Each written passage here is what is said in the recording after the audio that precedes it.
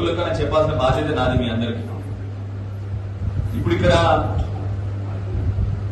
Pension వచ్చిన వాళ్ళు ఎవరు ఉన్నారా? పెన్షన్ బీడీ పెన్షన్ కానీ పెద్ద మనుషుల పెన్షన్ కానీ ఒకసారి చేస్తున్నామా? చాలా మంది ఉన్నారు. Very good. అంటే దగ్గర మీకు 9-10 ఏళ్ళు కేసీఆర్ వచ్చినప్పటి నుంచి వస్తున్నాయి పెన్షన్. ఎక్కడికి వస్తుంది పెన్షన్ పైసలు? tangu మరి బ్యాంకుకి వస్తాయా లేదా? మధ్యలో వచ్చిస్తాడా? బ్యాంక్కి వస్తాయి. నువ్వు పోతావు, మంచిగా జేబులో పెట్టుకుంటావు, వెళ్ళిపోతావు. అవునా? రైతు బంధు వచ్చిన ఉన్నారు ఎవరైనా? రైతు బంధు చేతులు గట్టిగా బాబు రైట్ చేపించాడు. నీ రైతు బంధు పైసలు ఎక్కడికి వస్తాయి? బ్యాంకులకు వస్తాయి కదా. డైరెక్ట్ నీ బ్యాంకులకు వస్తాయి. టింగు మన సపోర్ట్ వస్తుంది నీ ఫోన్ లా. నువ్వు పోతావు, జేబులో పెట్టుకుంటావు, పోతావు. కళ్యాణ లక్ష్మి వచ్చిన వాళ్ళు ఎవరైనా? కళ్యాణ లక్ష్మి చెక్ వచ్చిన వాళ్ళు ఉన్నారు ఎవరైనా? కళ్యాణ లక్ష్మి వచ్చింది కదా బేట, నీకు చెక్ వచ్చింది, నీ పేరు మీద వచ్చింది కదా బేట, వచ్చింది, పోయినావు, పైసలు తీసుకున్నావు, అయిపోయింది. ఎందుకు చెప్తున్నా ఈ ముచ్చడంటే, ఇప్పుడు రైతు బంధుకి ఎన్నిసార్లు వచ్చింది? కేసీఆర్ 11 సార్లు ఇచ్చింది రైతు బంధు. ఎవరికైనా రూపాయలు ఇచ్చినావు నువ్వు? ఇయలే కదా. రూపాయి అవసరం రాలేదు. ఎందుకు? డైరెక్ట్ ఇది బ్యాంకులకు వచ్చింది. మా అమ్మలకు 10 సంవత్సరాలు పెన్షన్ వచ్చింది. ఎవరైనా పోయి అప్లికేషన్ పెట్టుకొని చేయి దాటినా ఎవరికన్నా? లేదు. ఎవరికైనా రూపాయి ఇవ్వాల్సి వచ్చిందా? లేదు. అది కేసీఆర్ గారు చేసిన గొప్ప పని. ఎవరికి అర్థం కాలేదు. కేసీఆర్ ఏం చేసిండు? మధ్యలో ఒక మంచి వస్తే మళ్ళీ చేయి చాపుతారని డైరెక్ట్ నీ బ్యాంకు వేయడం మొదలు పెట్టిండు. ఏది ఇచ్చినా నీ బ్యాంకుకు రావాలి, మధ్యలో ఎవరు రావద్దు. ఈ మధ్య నాకు షికాయత్ వస్తుంది మళ్ళీ. ఇందిరం మిల్లుకు ఒక రేట్ అట, దాని పేరు ఇంకోటి మన రేషన్ కార్డుకు ఒక రేట్ అట. మీ కొడుకుని దండం పెట్టి కోరుతా ఉన్నా, ఇది రానియకండి. ఎవరికి రూపాయి ఇవ్వాల్సిన అవసరం లేదు. అర్థమైందా?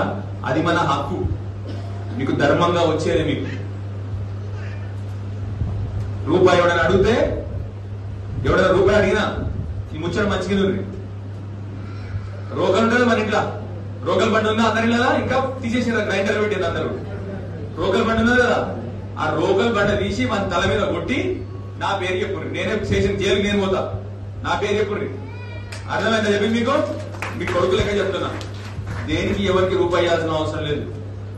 బాగా ఈ మధ్య తమాషా అయిపోయింది అందరికి. కేసీఆర్ కింది కొరకే ఆ రోజు ఏం చేసినా డైరెక్ట్ నీ బ్యాంకులకు వచ్చినట్టు చూసుకున్నాడు. తెలుసు ఆయనకి లంగతనాలు లంగముచ్చట్టు ఉంటాయని చెప్పి తెలుసు ఆయనకి. అందుకొరకే ఏం చేసినా ప్రజలకు డైరెక్ట్ ఇవ్వాలి. అందరు ఏమనుకున్నారు? వాటికే బ్యాంక్ వస్తుంది అనుకున్నారు. కాదు, మీకు ఎవరు మధ్యలో రావద్దని సార్ బ్యాంకులు వేసింది. సో ఇప్పుడు కూడా అదే చెప్తాం మీ అందరికి, దయచేసి మీకు బిల్లులు వస్తాయి సరే, దానికి ఒక పద్ధతి ఉంది కాబట్టి పద్ధతి ప్రకారం కట్టుకోరు అంతే. ఎవరు ఆపనికి లేదు. స్లాబ్ వేసినప్పుడు కింద బేస్మెంట్ కట్టినప్పుడు 1 లక్ష అందరికీ బిల్లులు వస్తాయి.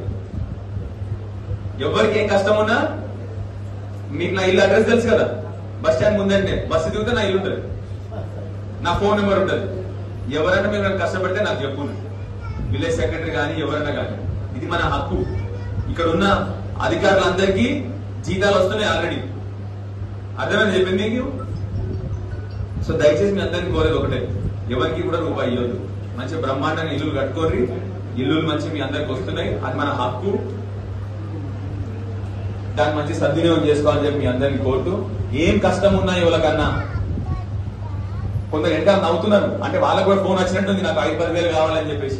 మీకు దండం పెట్టి చెప్తున్నా, మీ అందరికీ ఎవరికి రూపాయి ఇచ్చేది లేదు. అర్థమైందా?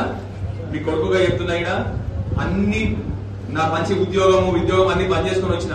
ఎందుకు? మంచి రాజకీయాలు ఉండాలి, రాజకీయాలు క్లీన్ గా ఉండాలి, మంచిగా ఉండాలి అని చెప్పి వచ్చిన. ఇక అవే నడుస్తే ఎట్లా? అర్థమైంది చెప్పి మీకు. అందుకొరకే మార్పు రావాలి, ఎప్పుడోసారి మార్పు రావాలి. ఎవరికి రూపాయి ఇవ్వాల్సిన అవసరం లేదు. మీ దండం పెట్టి కోరుతా ఉన్నా, మీ కొడుకులా కోరుతా ఉన్నా. కాబట్టి ఏం కష్టం వచ్చినా నాకు చెప్పుండ్రి, నేను వస్తాను కావాలంటే. కానీ మీరు మాత్రం ఎవరికి తలంచాల్సిన అవసరం లేదు, ఎవరికి భయపడాల్సిన అవసరం లేదు. సరేనా? జై తెలంగాణ.